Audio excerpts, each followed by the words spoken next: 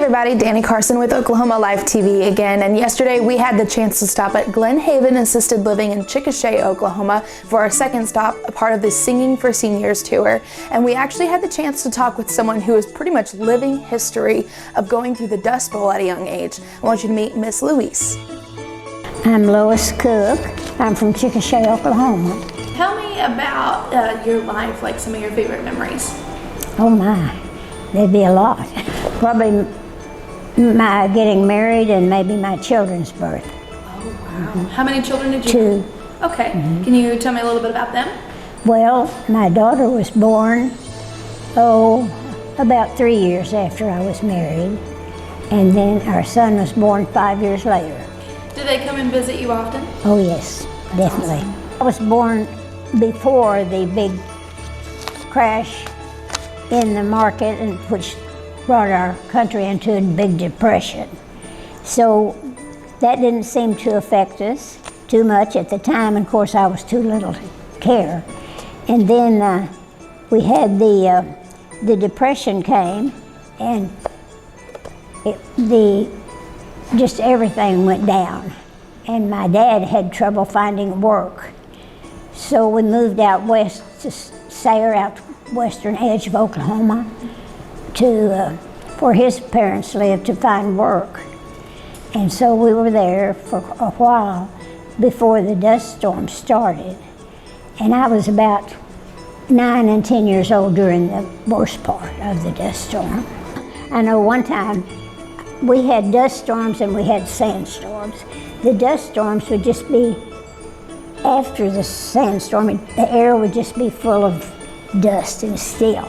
But the sandstorms came with the wind, and it sanded all the paint off our little red wagon. And then we could see the static electricity dancing on the fences around the yard.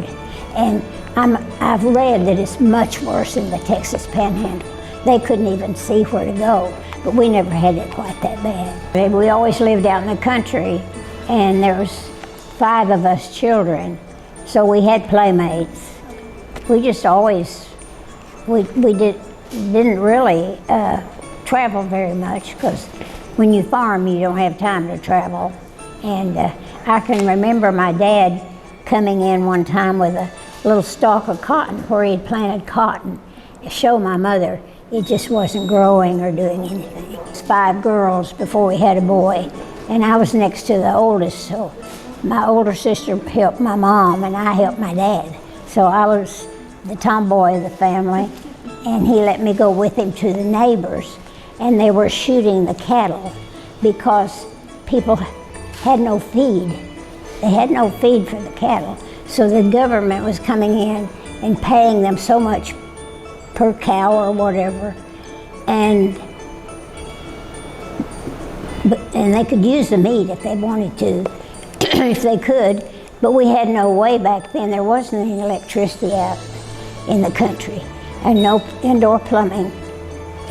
You know, maybe in the cities, but not out. We didn't have electricity out there at all. And sometimes people's wells would go dry, and we've had windmills, we've had wells where you draw your water. We've had cisterns where you catch it off the roof, but if it doesn't rain, you don't have any. And so we've had, at different times during those years, we've had to haul water from some neighbor that they had a deeper well or something. But back to the cattle that were killed, they could, use those for food, but nobody had a means to keep it. We didn't have refrigeration. That's hard for young people to imagine. There was no way to have refrigeration. I know on what they call Black Sunday, I can remember that a little bit. I was about 9 years old. And my dad had gone to the neighbors for something, and I don't know if you've seen pictures, but it just looked exactly like some of those pictures. It was just black and rolling, and it just looked like, it just looked really bad and scary. And my mother was crying because she couldn't tell whether it was a storm cloud or a dust cloud, but it was black. And now they say it came from South Dakota, the dirt.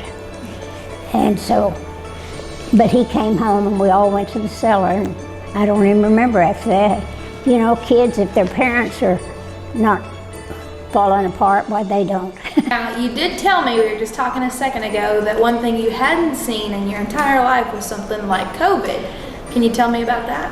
Well, I thought I had, you know, we'd had flu epidemics, but not like COVID. I don't think anybody had ever seen anything like COVID. What was different from like what you had versus what it was this year? Well, there was so much more deaths and more controversy, a lot of political controversy. When they have found a cure for polio, nobody said, not my kids, you're not going to tell my kid what to do with my child. No, we don't want that shot. Everybody was so anxious to get that shot for polio. So it's so different. I don't know how my parents ever had the courage to keep going when they didn't know how long it'd last.